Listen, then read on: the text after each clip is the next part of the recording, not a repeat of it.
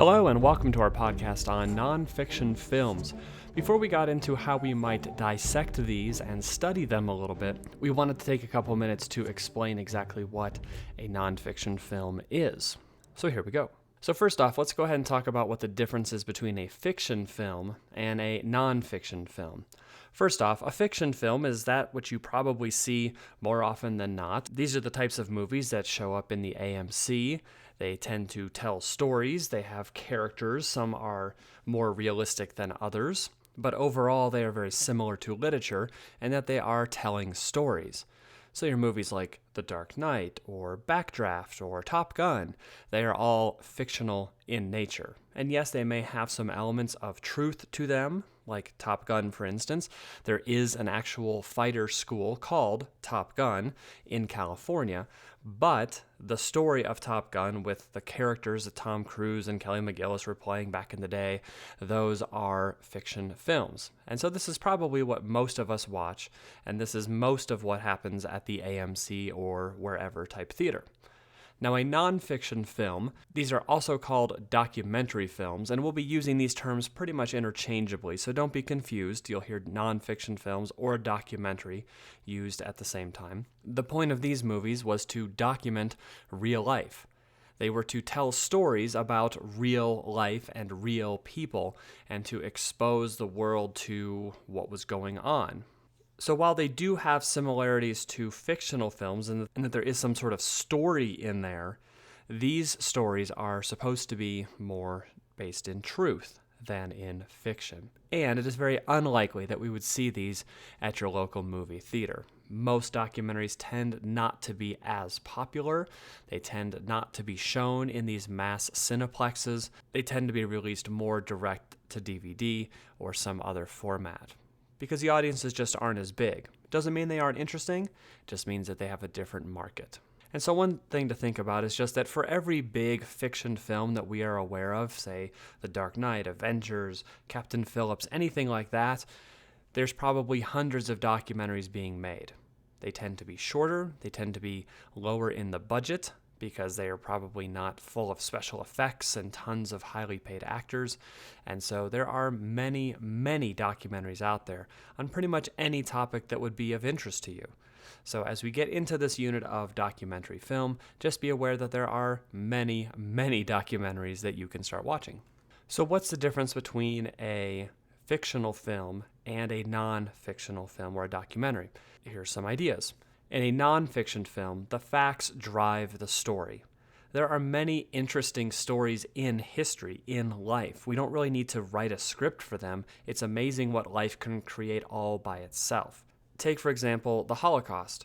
It is a dark period in world history, but it is also full of tremendous stories. We don't need to write a script about the Holocaust in order to understand the stories that came out of this time period. Many of the stories were just people trying to survive, trying to escape, trying to live. And so those stories pretty much wrote themselves. And so in a documentary version of this time period, the facts drive the story.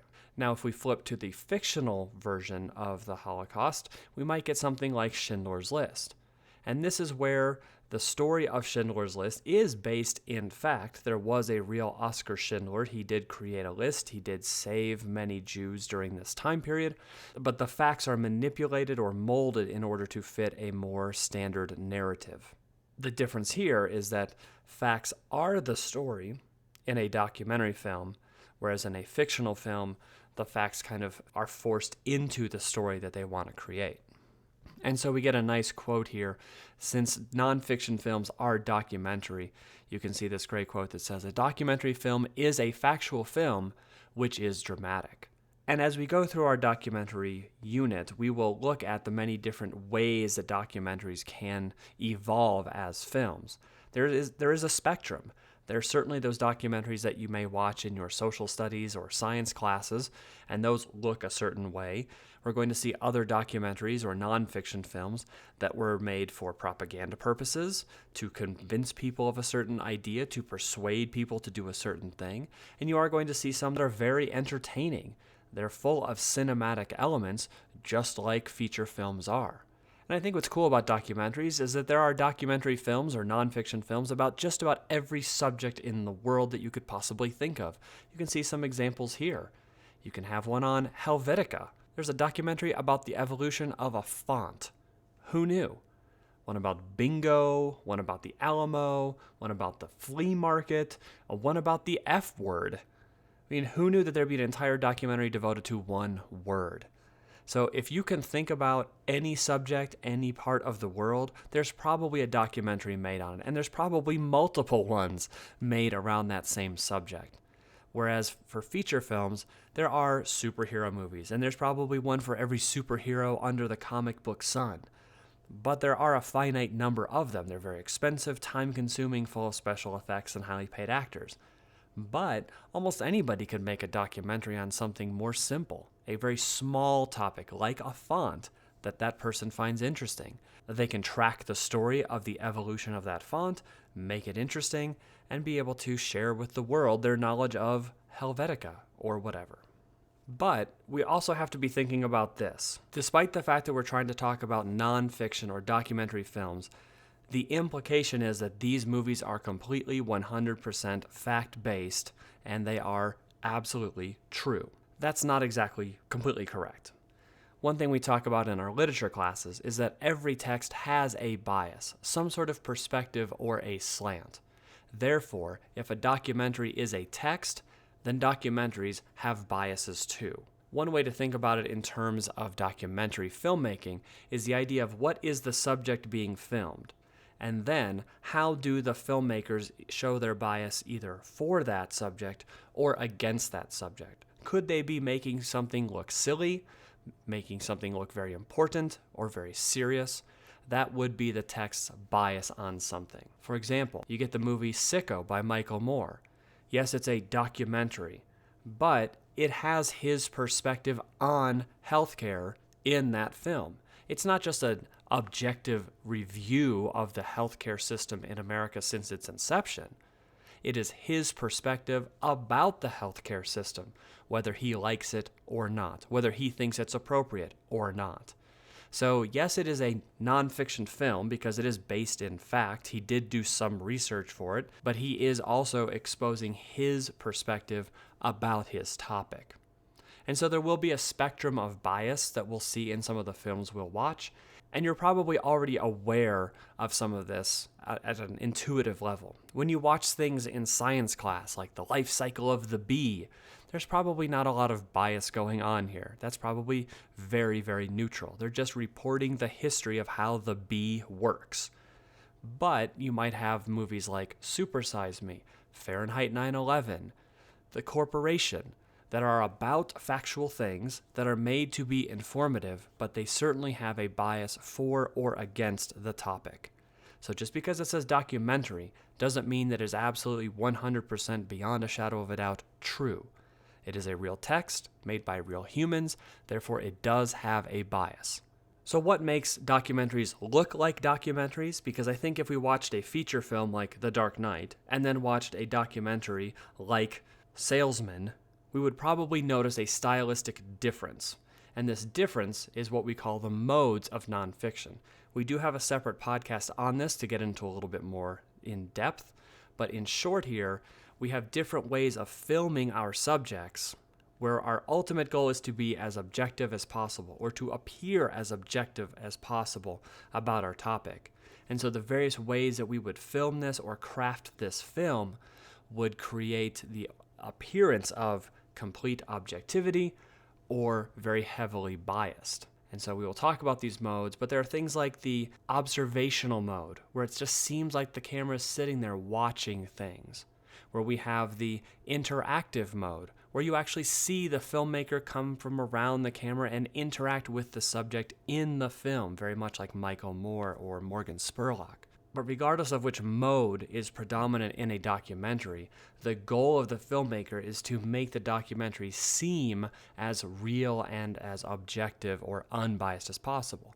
But we must remember, there are real texts made by real people, so there is some inherent bias in everything. And so what's cool about some of these documentaries is that they are made to be released as a theatrical release, somewhat similar to those fictional films that most of us are very familiar with. So, for example, we might have a movie like Fahrenheit 9/11 that was exceptionally political, very anti the George W. Bush campaign, very much focused on Michael Moore's belief that the Iraq War was inappropriate, that it was wrong, we should not have been there. And it is made to look very theatrical. It is very entertaining. It has many of the cinematic elements that we study while we are looking at the feature films. And so you might have some of these released in theaters as a mass-released item. You could also have other ones, such as The Cove or Born into Brothels, that deal with other topics that are exceptionally important in our world, but they look different from some of the other documentaries that you might see in class. They are very cinematic in nature, they are very gripping, they're very entertaining. And so while we say that there are many documentaries that don't make it to the big screen, there are some that do. And so the last thing we would talk about would be the idea of what makes a documentary look like a documentary. And so we call these the conventions or the tracks of documentary filmmaking. And so we have a separate podcast on this too. You can get a little bit more in depth. But some of the things that you're looking at when you're watching a documentary, your brain instantly cues in and goes, oh, this is supposed to look like a documentary, because they use things like these. They use archival film. So they might be talking to a World War II veteran, and so you hear that, but then the image on screen might be actual footage gained from World War II. So the current filmmaker didn't go back in time somehow. They just got film that was previously released, and they're putting it into their own. We'll probably have a lot of interviews. Some of the newer documentaries have a lot of reenactments in them, where instead of trying to just talk about some act, they may actually hire actors and reenact it. Pretty famous documentary that started to use this is The Thin Blue Line by Errol Morris. Really groundbreaking in terms of it telling a factual story about how a police officer was killed, but the way he told it was through reenactment.